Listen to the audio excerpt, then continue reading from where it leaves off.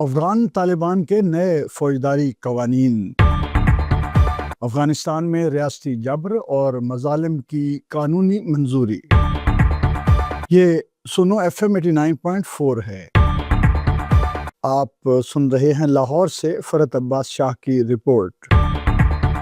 افغانستان میں طالبان حکومت کے حالیہ فوجداری ضوابط نے ملک کے قانونی اور سماجی نظام کے بارے نئی بحث کو جنم دے دیا ہے۔ مبصرین کے مطابق افغان طالبان کے آمرانہ اقتدار میں متعارف کرائے گئے نئے قوانین کے ذریعے سخت گیر پالیسیوں اور پابندیوں کو باقاعدہ ریاستی پالیسی کا درجہ دے دیا گیا ہے۔ ناقدین کا کہنا ہے کہ ان اقدامات کے نتیجے میں افغان معاشرہ مزید گھٹن اور خوف کے ماحول کی طرف بڑھ رہا ہے، جبکہ صنفی امتیاز اور سماجی پابندیوں نے خاص طور پر خواتین کی زندگی کو شدید حد تک محدود کر دیا ہے۔ انسانی حقوق کی عالمی تنظیم ایمنسٹی انٹرنیشنل کے مطابق افغانستان میں خواتین، مذہبی اقلیتیں اور طالبان حکومت کے ناقدین بڑھتے ہوئے خطرات کا سامنا کر رہے ہیں۔ تنظیم کا کہنا ہے کہ طالبان کے نام نہاد فوجداری ضابطے نے صنف، مذہب اور سماجی حیثیت کی بنیاد پر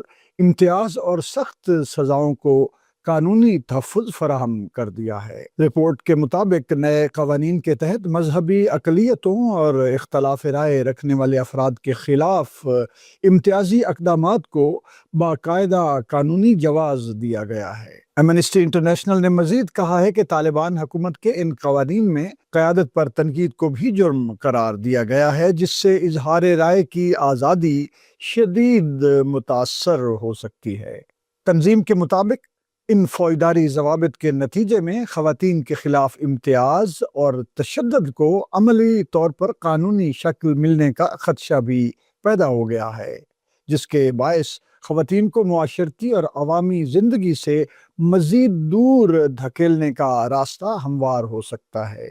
دوسری جانب ماہرین کا کہنا ہے کہ طالبان کے نئے قوانین دراصل ریاستی سطح پر امتیاز اور جبر کو قانونی شکل دینے کی کوشش ہیں۔ تجزیہ کاروں کے مطابق ایسی پالیسیاں افغانستان کو انسانی حقوق کی سنگین خلاف ورزیوں کی طرف لے جا رہی ہیں اور معاشرے میں خوف اور عدم تحفظ کے احساس کو مزید گہرا کیا جا رہا ہے۔ ان کا کہنا ہے کہ ان قوانین کا بنیادی مقصد خواتین، اقلیتوں اور اختلاف رائے رکھنے والے طبقات کو محدود یا خاموش کرنا بھی ہو سکتا ہے، جس کے اثرات افغانستان کی آئندہ سیاسی و سماجی صورتحال پر نمایاں طور پر پڑ سکتے ہیں۔